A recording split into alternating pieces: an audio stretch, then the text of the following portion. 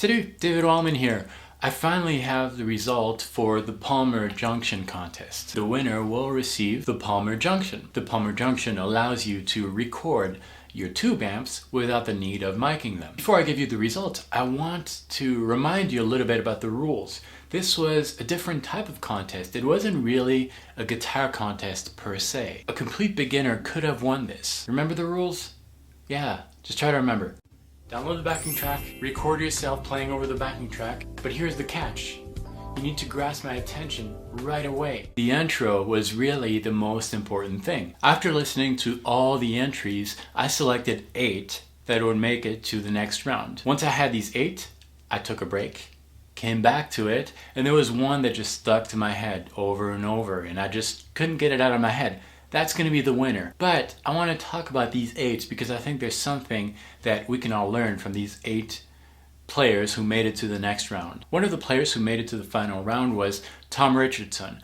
Tom is a young player, fusion kind of player, but I want you to focus on the intro. His lick blended very, very well with the very first chord, and it brought something interesting, I think, to the track, and that really caught my attention. So that's maybe something you can incorporate to your music. Focus on the landing note, the notes that you want to emphasize, and before that, try to prepare something that prepares the listener to that landing note. Several players took that approach. One of them is John McKenzie. He also took that approach to prepare the lead and establish a lick that would anticipate the landing note, and he did a good job. The fretboard magician also took that approach to prepare a lick that would bring the new chord, and that was great. It's more of a classic rock kind of approach, but I thought it worked really well, caught my attention. Same thing was done with Bob Zulu. Bob Zulu took the chromatic approach, but again, that works. Preparing the landing note is something that often catches the listener's attention. Some people went with the choice of notes and really developing the attack on these notes. The velocity has a lot to do with me tending my ear to what you're playing. If all the notes are pretty much equal in volume, I'm not going to be very interested. But if I can hear some differences in variation with these notes, if some notes are played lower in volume, I'm probably going to pay more attention to these notes, and that's something to consider in your music.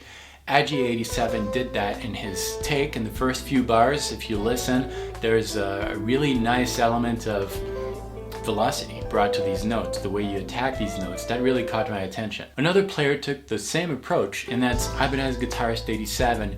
He also used some different attacks on the notes, and that always works. When a note is played lower in volume, the listener tends to listen and pay more attention. Another approach that worked on me was interesting rhythm motifs. Guitaron took that approach, a very short, simple rhythm motif right away in the beginning, but that rhythm motif was very different from any other entries. That combined with an interesting vibrato approach gave Guitaron his place to the next round. Another player took that approach. His playing is very fusiony, very jazzy. I really liked what he did. Again, interesting rhythm motif ideas, interesting phrasing, interesting choice of notes. And Ranieri, you also made it to the top 8, and I really enjoyed your take. And then there is one player who made it to the top, not because of his choice of notes, not because of the way he prepared his lead. I was caught right away because his take is so unique.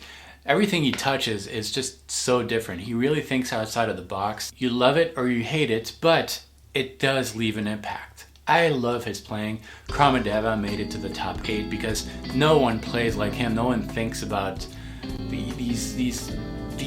I don't know what's going on in his head, but it's great. I love it. Keep doing what you're doing. You made it to the top 8. Last but not least, another player who made it to the top 8 is a good example of something that I think we should all remember. Don't play right away on the backing track. If your backing track starts, a lot of players are going to start playing right away. The problem with that is that it doesn't give a chance to the backing track to establish itself and set the mood. If you let the backing track speak for itself first and then you start playing over it, the audience is already going to be into what you're playing. They will also know the context in which you're going to speak musically. That is exactly why Razor 5 Julio made it to the top. He didn't play for the first bars. He thought maybe it was a joke, but it was really good. I didn't have any notes coming from your instruments for the first few bars, so I was paying even more attention trying to hear what you were gonna do. That's why you made it to the top 8. That being said, I know that there's a lot of disappointment out there, and I know that some of you guys are wondering why you're not on the top 8. It's not because you're bad guitar players. Again, this was really focusing on bringing a solo. How do you enter a song? The intro. That is the most important thing. The one player that caught my attention right away, and I couldn't get his intro out of my head, I wanted to hear it over and over because it was so cool and so catchy, is Bub Zulu. Bub Zulu, I'm gonna send you the Palmer Junction. Great job, very catchy. Everyone else, thank you so much for entering. I hope you're not too disappointed, but I had a lot of fun. I hope you enjoyed this contest. More to come. I hope you're not disappointed. Thanks for watching. I'll see you next time, and until then, salut!